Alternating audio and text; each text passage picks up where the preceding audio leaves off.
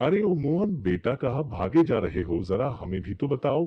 दीनू काका, आज गांव में कंपनी द्वारा एक सभा का आयोजन हुआ है, जिसमें शहर से यहाँ पर के कुशल अधिकारी आए हैं, जो हमें दवाइयों की पूर्ण जानकारी देंगे, जिससे हम बिना किसी परेशानी के इन सभी उत्पादों का प्रयोग कर सकते हैं और अपनी फसल को और अधिक बेहतर बना सकते हैं। अरे वाह मोहन बेटा, तब तो हम भी तुम्हारे साथ चलेंगे। जरूर काका। नमस्कार मेरे प्यारे किसान भाइयों, आज कंपनी द्वारा आयोजित इस कार्यक्रम में आपका स्वागत है। आप सभी इस सत्य से अवगत होंगे कि खरपतवारों की उपस्थिति फसल की उपज को कम करने में सहायक है। किसान जो अपनी पूर्ण शक्ति व साधन फसल की अधिकतम उपज प्राप्त करने के लिए लगाता है, ये अनचाहे पौधे इस काम को पूरा नहीं होने देते। खरपतवार फसल के पोषक तत्व, नमी, प्रकाश, स्थान आदि के लिए प्रतिस्पर्धा करके फसल की वृद्धि, उपज एवं गुणों में कमी कर देते हैं। इन खरपतवारों को नष्ट करने के लिए हापक कंपनी द्वारा तो बहुत से उत्पाद आते हैं, जिनमें से 2,4-D खरपतवार नाशक भी एक है। आप सभी किसान भाइयों ने 2,4-D खरपतवार नाशक का नाम तो सुना ही होगा। जो हमारे किसान भाई गेहूं, धान, मक्का और ज्वार आदि फसलों की कृषि करते हैं, वह अवश्य ही इसके बारे में भली भांति अवगत होंगे। चलिए अब इसके बारे में पूर्ण जानकारी लेते हैं कि किस किस फसल पर इसका उपयोग किया जा सकता है, व इसके क्या फायदे होते हैं। ये मुख्य रूप से 3 प्रकार के होते हैं: एमएन साल्ट, इथाइल एस्टर और सोडियम साल्ट। इनका उपयोग फसलों में से चौड़ी पत्ती वाले अन्य कई प्रकार के खरपतवारों को दूर करने के लिए किया जाता है। एमएन साल्ट इथाइल एस्टर घोल के रूप में व सोडियम साल्ट पाउडर के रूप में मार्केट में आसानी से उपलब्ध होते हैं। इसके साथ ही ये गैस तथा बिना गैस वाले भी होते हैं। एमएन साल्ट बिना गैस वाली 2,4-D खरपतवार नाशक होती है, 58% मात्रा के साथ आती है, तथा इथाइल एस्टर गैस वाली 38% मात्रा के साथ आती है। इन दवाइयों का उपयोग करते समय कुछ विशेष बातों का ध्यान रखना चाहिए, जैसा कि बिना गैस वाली दवाइयों का उपयोग हम आसानी से फसलों पर कर सकते हैं, लेकिन गैस वाली 2,4-D खरपतवार नाशक का उपयोग करते समय ये ध्यान रखना चाहिए कि आसपास कोई अन्य फसल जैसे चना, बाजरा और कपास आदि न हो, क्योंकि इसका प्रभाव इन फसलों को क्षति पहुंचा सकता है।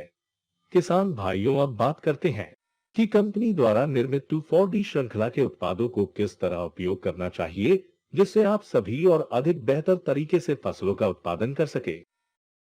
इस श्रृंखला की पहली दवाई है हीरा 44 2,4-D इथाइल एस्टर 38% EC।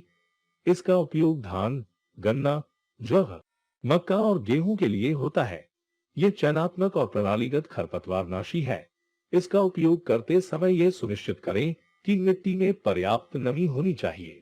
यह पत्तियों और जड़ों द्वारा अवशोषित किया जाता है और शीघ्रता से खरपतवार पौधों में स्थानांतरित हो जाता है। बुवाई के 30 से 40 दिन के बीच इसका उपयोग करना होता है। अब बात करते हैं फसलों के अनुसार इसकी मात्रा की। ज्वार और मक्का के लिए इसकी 400 से 500 मिलीलीटर मात्रा को 170 लीटर पानी में प्रति एकड़ के लिए, गेहूं के लिए इसकी 250 से 300 मिलीलीटर मात्रा को 180 से 200 लीटर पानी में प्रति एकड़ के लिए, धान के लिए इसकी 250 से 300 मिलीलीटर मात्रा को 160 लीटर पानी में प्रति एकड़ के लिए, ऊपर दी हुई सभी फसलों में इसका सावधानी पूर्वक स्प्रे। इस श्रृंखला की दूसरी दवाई है हीरा 77।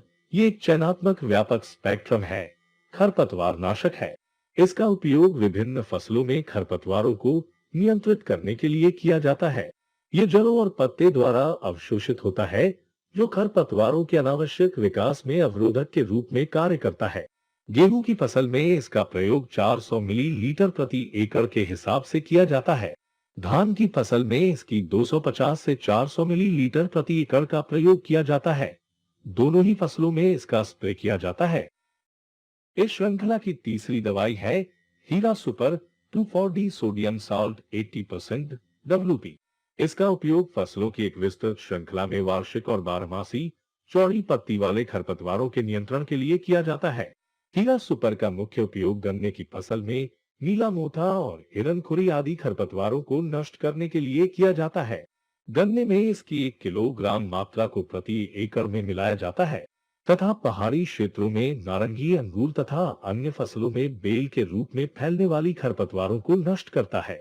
80 से 100 ग्राम प्रति पंप के हिसाब से इन फसलों में इसका उपयोग किया जाता है। मेरे प्यारे किसान भाइयों, अब आप बहुत अच्छे से समझ गए होंगे कि 2,4-D श्रृंखला की दवाई इस्तेमाल करते समय किन किन चीजों का ध्यान रखना चाहिए, व कितनी मात्रा और किस किस फसल में उपयोग करना चाहिए।